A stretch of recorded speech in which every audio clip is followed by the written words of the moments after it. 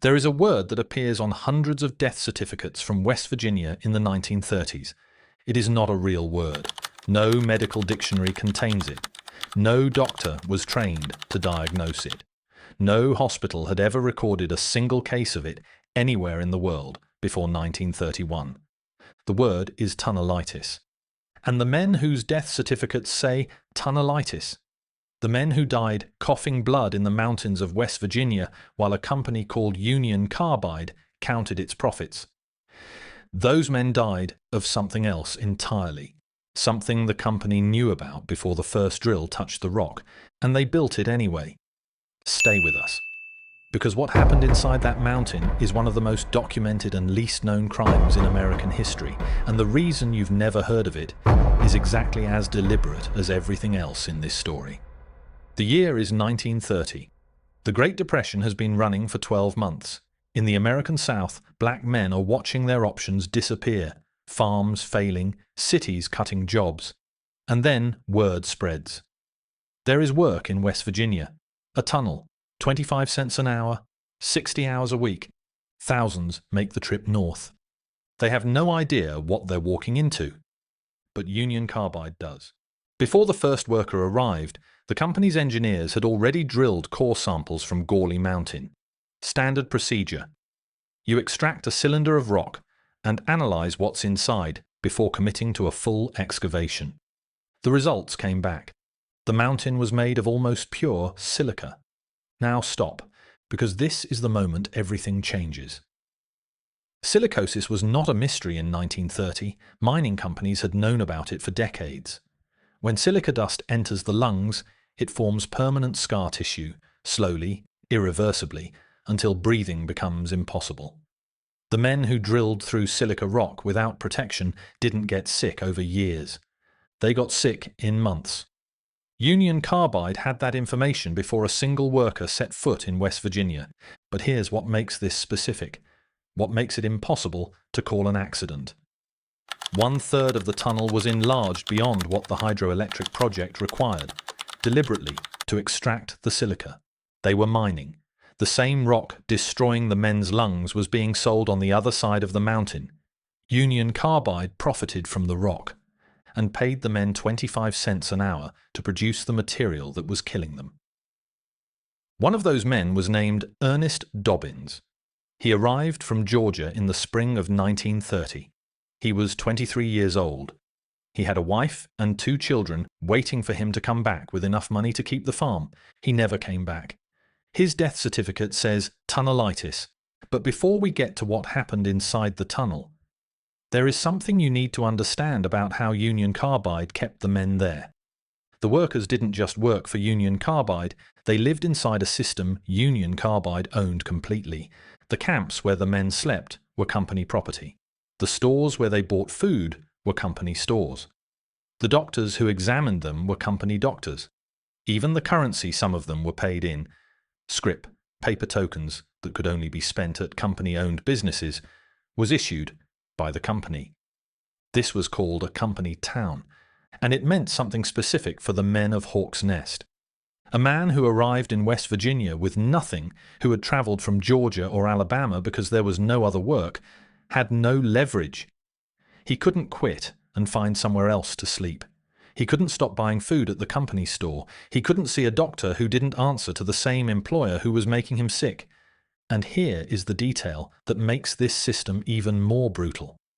At the end of some weeks, after rent for the company bunk and food from the company store were deducted from a 25-cent hourly wage, some men owed money. They had worked 60 hours inside a mountain of pure silica, without protection. And they finished the week in debt to the company that was killing them. That is not a detail from a history book. That is testimony from the congressional hearings of 1936. A white worker named Bert Wolfe testified before the House Committee on Labor about what he saw inside the tunnel and in the camps. Wolfe was one of the few white workers employed underground. Most white workers were given surface jobs, a separation that was deliberate and documented. Wolfe testified that supervisors knew exactly what was happening, that they could see the men getting sick. that they talked about it among themselves, and that nobody said anything, because the supervisors needed their jobs too, and their jobs depended on the tunnel getting finished on schedule. The knowledge travelled up the chain of command and stopped at every level where speaking up would cost someone their livelihood. That is not a conspiracy in the dramatic sense. It is something more ordinary and more disturbing. It is what happens when a system is designed so that silence is the rational choice at every level. The workers stayed silent because they needed the money. The supervisors stayed silent because they needed their jobs. The company doctor stayed silent because he was employed by Union Carbide, and Union Carbide stayed silent because silence was more profitable than safety. Ernest Dobbins drilled dry into a mountain of pure silica for 6 months. He coughed blood into his hands.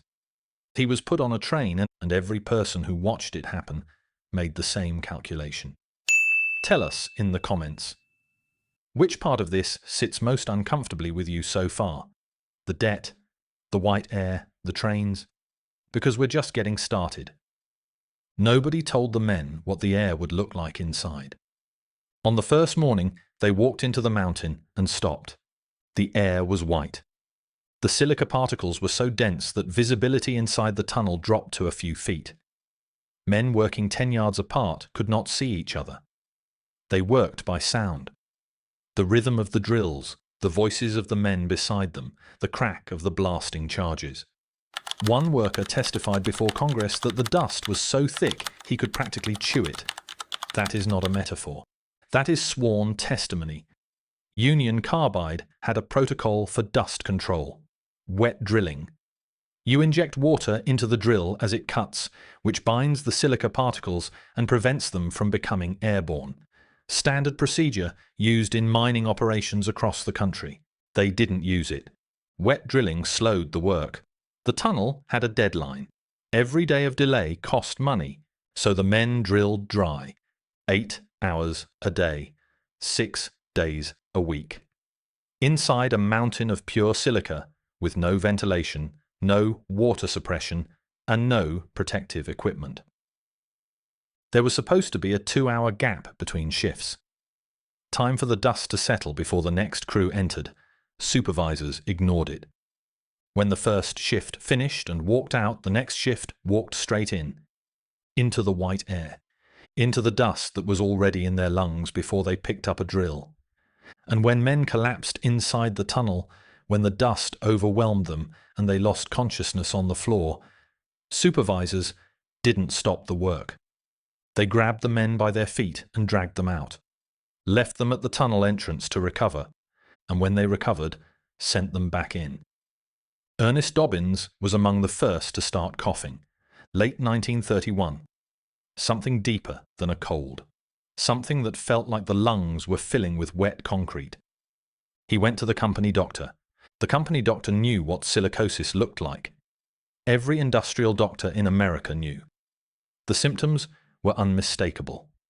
The progressive shortness of breath, the chest tightening, the cough that produced blood. He diagnosed tunnelitis. Every time. And then he did something that reveals exactly how deliberate this system was. The men diagnosed with tunnelitis, men too sick to work, were driven out of the company-owned camps and put on trains back to the south. Think about what that means. A man who arrived healthy, who drilled through silica rock for 6 months without protection, who is now dying, is put on a train, sent home, to a family that will watch him suffocate over the next 2 years without ever knowing why, without a real diagnosis, without any legal record connecting his death to the tunnel. The company wasn't just hiding what killed them, it was hiding where they died. Because if men died in West Virginia, if death certificates piled up in Gorley Bridge with the same employer, the same mountain, the same symptoms, someone might eventually connect the dots.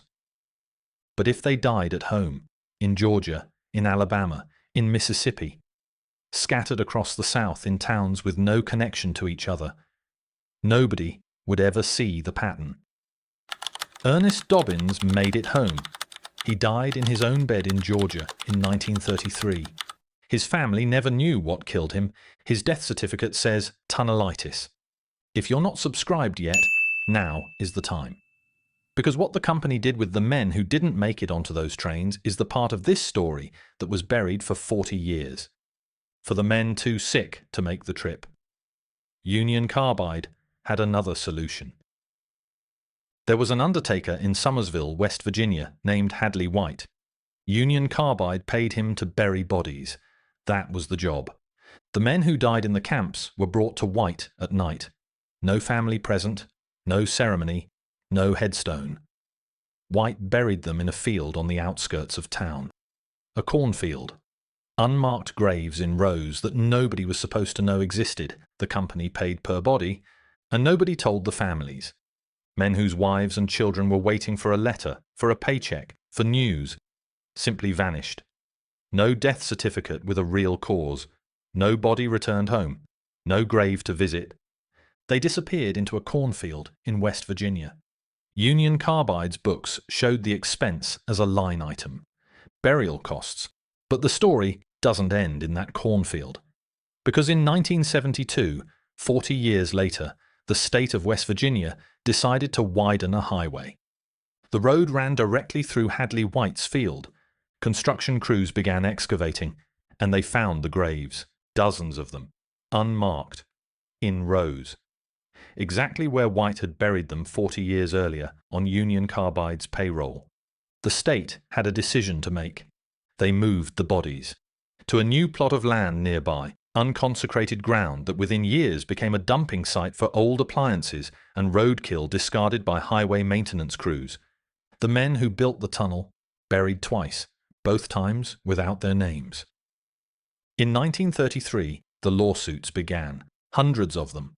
Workers and widows filing claims against Union Carbide and its contractors. The first major trial was held in Fayetteville, West Virginia, the second in Charleston. Together, they represented the largest industrial litigation in American history up to that point. Union Carbide hired the best lawyers money could buy, and those lawyers made an argument in open court that should have ended careers. They argued that the black workers who had died in the tunnel had a shorter life expectancy than white workers to begin with. Therefore, their argument continued. Their deaths were worth less. Therefore, the compensation owed to their families was lower. A federal court heard that argument and largely accepted it. The average settlement for a white worker's death, $400. The average settlement for a black worker's death, $80. Ernest Dobbins's family received $80. For a 23-year-old man who arrived healthy, drilled through silica rock for 6 months without protection, and died in his own bed in Georgia because the company put him on a train before his death could be recorded in West Virginia. $80. But here is the detail that makes the courtroom argument even more disturbing. Union Carbide's own hiring records show they specifically recruited black workers for the underground drilling, the most dangerous part of the job. They didn't recruit black workers despite the danger. They recruited them because of it.